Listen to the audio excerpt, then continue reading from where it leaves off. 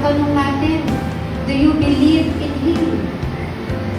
Kasi po, by believing in Jesus, hindi lang niya babaguhin yung buhay natin. Inihanda niya pa yung future natin in heaven.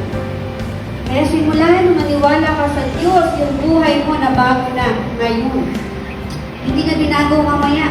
Mamayang alas 2 ka pa magiging anak ng Diyos. Hindi po. The moment na kinonfess mo na, Lord, naniniwala ako sa iyo, the Holy Spirit mo, nabago na right away. Yung anak natin, pag malungkot, hindi mo naman lollipop yan. Yung mood niya, bigla na lang, oh, thank you, mom. Thank you, tatay. Diba? Ganun kabilis.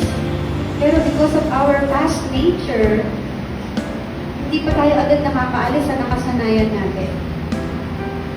And that time, the healing will take place when we continue to go to church, when we continue to pray, when we continue to learn the Word of God.